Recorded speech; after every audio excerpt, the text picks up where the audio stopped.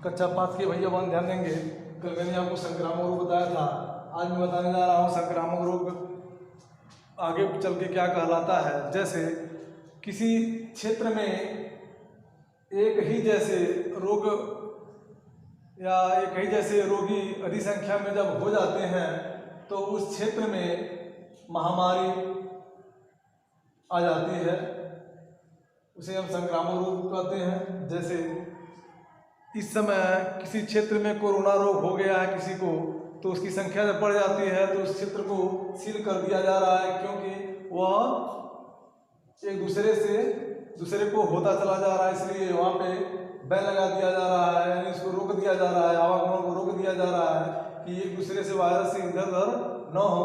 तो उस जैसे बीमारी में जैसे अब एक जगह में बहुत सारे लोग रहते हैं, एक समाज में बहुत सारे लोग रहते हैं, तो वहाँ इस प्रकार से संक्रामक रोगों में जब एक व्यक्ति को हो जाता है तो दूसरे से दूसरे को होगा, दूसरे से तीसरे को होगा। इस प्रकार उस समाज में बीमारी बड़ी रूप धारण कर लेती है, तो उसे हम कहते हैं महामारी का रोग, ठीक, या उस बीमारी को हम महामारी के नाम से जानते हैं। इसमें कौन कौन से रोग आते हैं?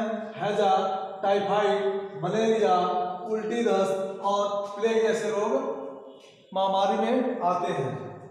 अब इसके आगे हम पढ़ेंगे रोग फैलाने वाला रोग कैसे फैलता है।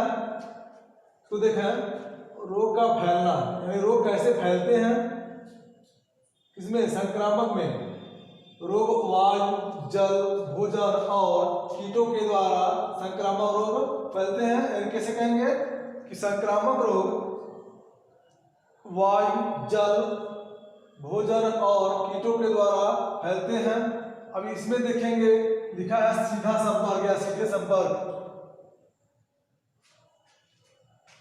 यानी बीमारी व्यक्ति से बिना बीमारी वाले व्यक्ति के शरीर में सीधे चला जाता है। किस तरह से?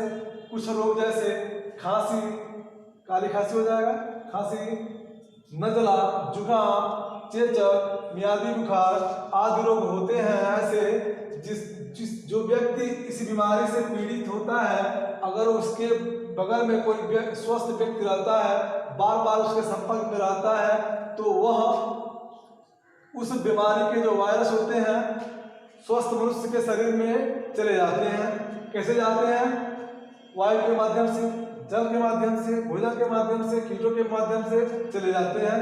तो सीधे संपर्क में मान लीजिए कोई व्यक्ति खांस दिया, या जो बीमार व्यक्ति है खांस दिया या उससे बात कर रहा है, तो उसके मुख से जो निकल रहा है अंदर बाहर जा रहा है ऑक्सीजन, उसमें या उस ऑक्सीजन के साथ वायरस आ सकते हैं।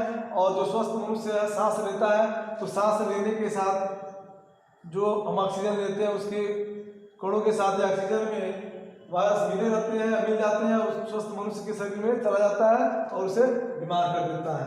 अब इसे बता रहे हैं यहाँ पे दूषित जल व भोजन।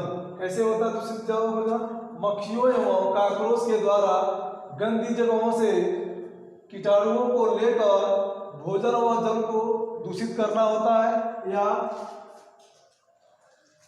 मधुमक्खी और कॉकरोच दूसरी जगह से, गंदगी वाली जगह से वायरस को, बैक्टीरिया को लेके आते हैं और हमारे भोजन पे बैठ जाते हैं या जल पे छोड़ जाते हैं। यानी मक्खियाँ जहाँ से आती हैं, अगर मान लीजिए कीटाणु वायरस लेके आते हैं, हमारे भोजन पे बैठ जाते हैं, तो उनके पैर में वह सटे होते हैं। कुछ समय के बाद मक्खी को हम भगा देते हैं, तो वह उनके पैर में जो सटे होते हैं वायरस, बैक्टीरिया, वह हमारे भोजन में या हमारे फलों पे या हमारे पानी जहाँ रखे उस स्थान पे चिपक जाते हैं, और उसे हम किसी माध्यम से भोजन के साथ हम ले लेते, भोजन के साथ अगर हम लेते हैं तो वह वायरस हमारे शरीर में क्रियाशील हो जाती है और हमें बीमार कर देती है। हवा जिसमें हम सांस लेते हैं हो जाएगा वे जीवाणु जो देखिए खांसी, नजला, जुकाम, चेचक, मियादी बुखार आदि करते हैं, वह कैसे होते हैं?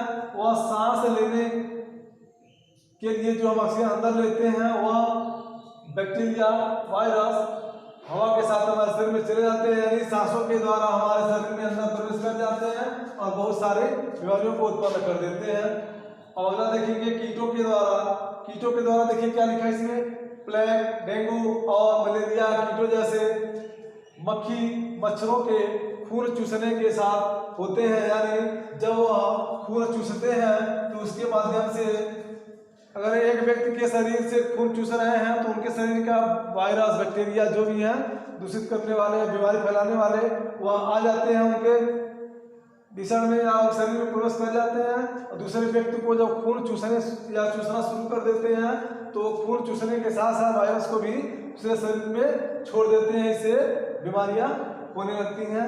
आज इतना ही, कल मैं आपको बताऊंगा या अगले टर्म में बताऊंगा मैं आपको संक्रामक रोगों से सुरक्षा किस प्रकार हम प्राप्त कर सकते हैं। बस आप इतना पढ़िए और किताब की सहायता से देखते भी रहिए।